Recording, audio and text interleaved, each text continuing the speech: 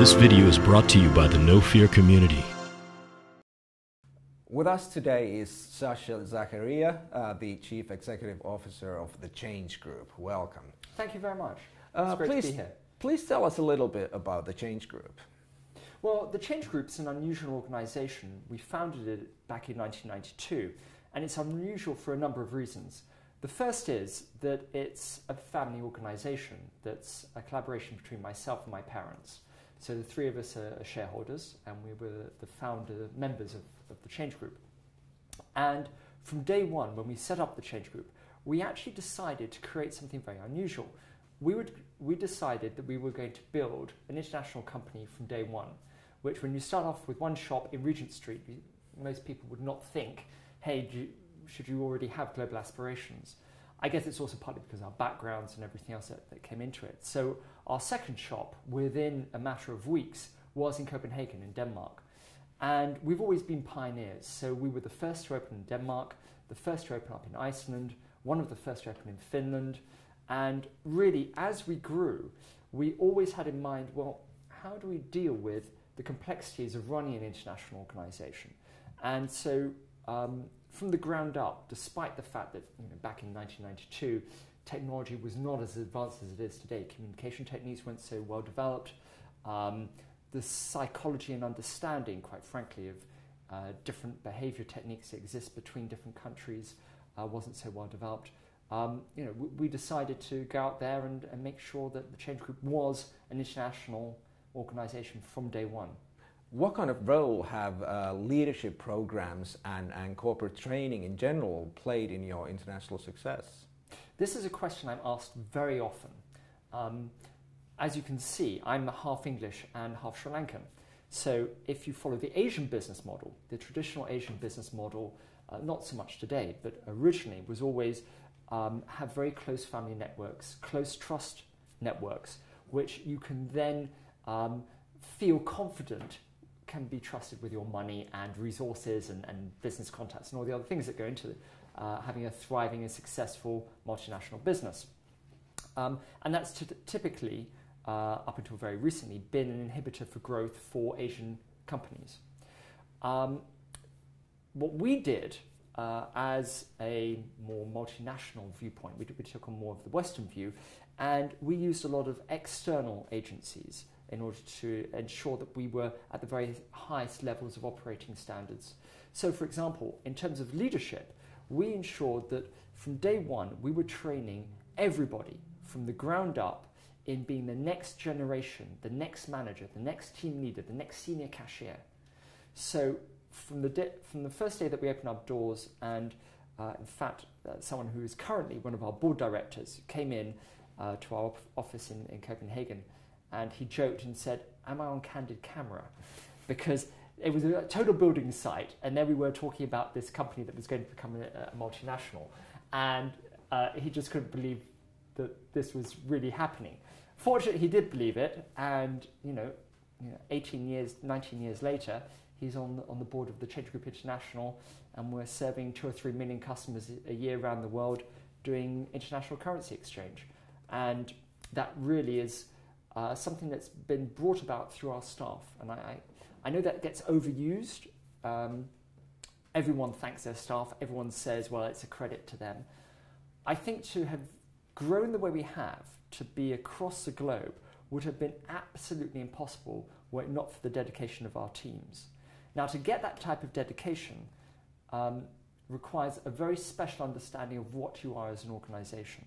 And it requires a fundamental understanding of the values of the founders in this instance. So, interestingly enough, we've spent over the last 18 years an awful lot of our resources actually on staff development and training. To elaborate a little more, we started in 1992. In 1995, so a mere 3 years after founding, we decided we were going to reach for the golden standard of investors in people. The Investors in People was then run by the Department of Trade and Industry in the UK, and it was only the very largest of banks and the very largest of industrial groups that could afford or even contemplated doing this. We decided with a mere 5 or 6 branches we were going to go for this. End of story. So a mere 3 years later, we were awarded as the first foreign exchange company to ever receive it, the Investors in People standard. What we realized very quickly was, okay, this is great. Okay, we've got the so-called gold standard at the moment, but it's only the moment. Well, what's going to come next? How do we go to the next stages? So we started to invest in new technologies. The internet was coming into its own, so we spent a lot of money with some Estonian developers creating a very advanced learning management system. We started to look at ways in which we could take some of the knowledge that were in the heads of all of our senior management team and actually codify it, put it down into manuals, find the books that inspired them. You know the type of books you read about. Sometimes you're leafing through something, you think, wow, if only XXX could have read this. This would have made such a difference to them. So we said, well, rather than just talk about this, let's share this best practice. So we created a series of certificates that go right the way from a sales consultant all the way up to a board director. And it allows everybody, it doesn't matter if you're working in San Francisco, if you're working as a cashier in Rotorua, or you're an administrative support person in Vienna, everyone gets the same opportunities. And that's very important, that there is transparency and that the opportunities are there for the taking. And this is why 80% of all of our management positions have been filled internally by sales consultants, which is pretty unusual. You mentioned technological change and the way information systems have changed over the course of your company's run. How has that changed the way the company is led? Vastly. It's very interesting. If you imagine, take your mind back to the early 1990s. The fax machine was barely in use at that time. In fact, it's quite interesting because we all assume that SMSs, mobile phone technologies, and the internet are such a pervasive part of our daily lives that it's hard to imagine what was it like originally. But if you take yourself back to the early 1990s, having a fax machine really was quite revolutionary. And in fact, until there was a large postal strike in 1991 in the UK, there was very poor levels of adoption. What the fax machine did for the change group was nothing short of astounding. It sounds remarkable. It had a bigger impact on us than in many ways the internet did, because it allowed us as a very small organisation to be able to go out to a department store, spend £150 and buy a machine that allowed you to transmit a piece of paper containing all of your daily figures, all of your progress reports, and transmit it from one side of the planet to another side of the planet within about 40 seconds.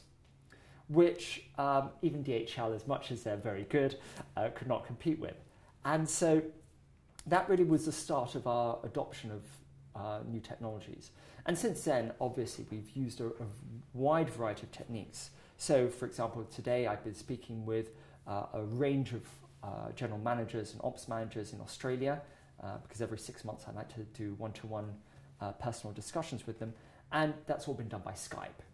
Which is, fantastic. It's a free service.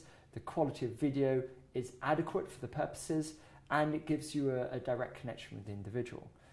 Meanwhile, we're investing very heavily at the moment on new information technologies that look at a range of metrics that people find are important to them. This is not just your standard KPIs, but this is looking at the vision, the values that they feel are important to them, and whether or not they feel that they're being adopted properly within the organisation. What's intriguing is if you look at Gallup as an organisation, they've spent a lot of time and money looking at what actually motivates people around the world. And I'm sure you're very familiar with the staff engagement processes that they use. And it's fascinating when you do these types of surveys, and you do them anonymously, and you can do them using new technology. You don't have to have all the handwritten piece of paper. No, you can go out there, use a web-based survey system, and get the results back on a global basis within hours. And that's something that really is superb, that you can have that touch point with individuals across the globe. And then not only that, you can digest the data and feed back to them within hours and say, thank you very much for this. I really appreciate this. You know what? This is fascinating. I've learned this, this, and this, and this. But by the way, hands up, I'm seeing this area right now where we're not doing a very good job. And, we've got these values, we've got these visions, but you're telling me this isn't being embodied here.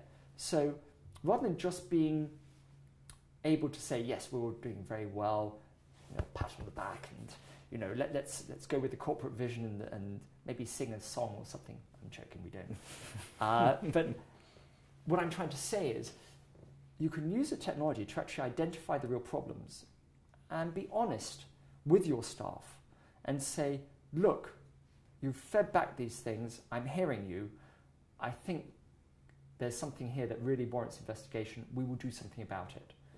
And I think that's where it becomes really valuable, where staff feel they're being listened to. And I think that's one of the biggest challenges with large organizations today, especially a company such as ours, which is very multinational in scope.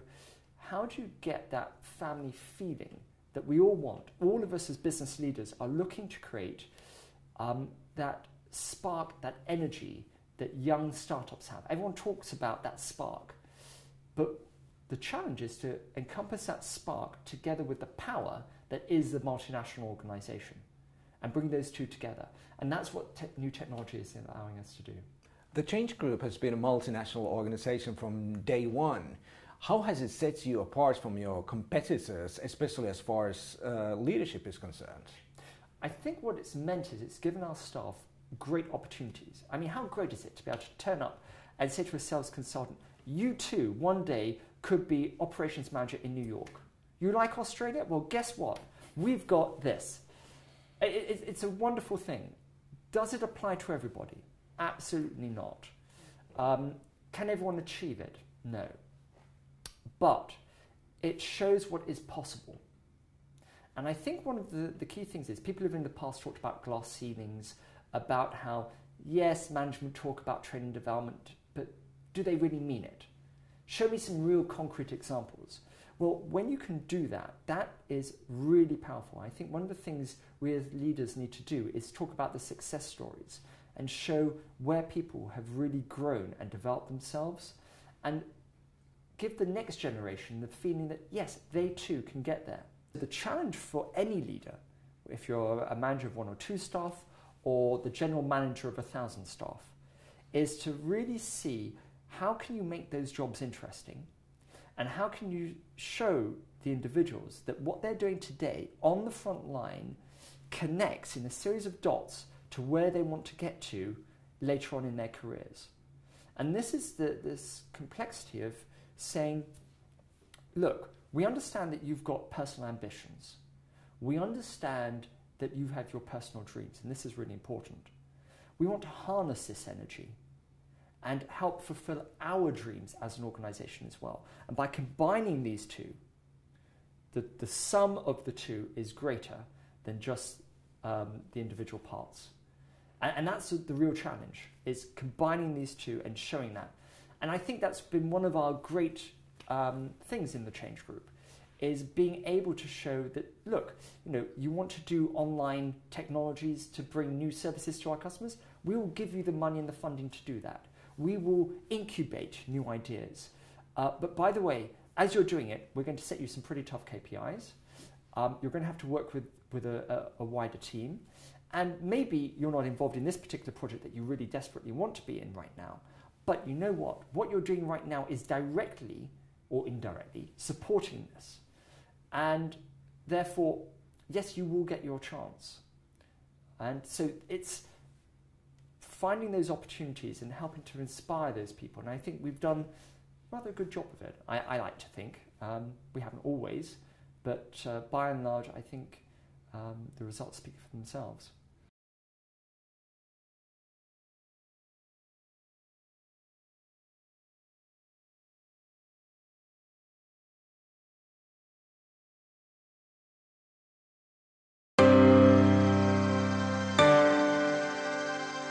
This video is brought to you by the No Fear community.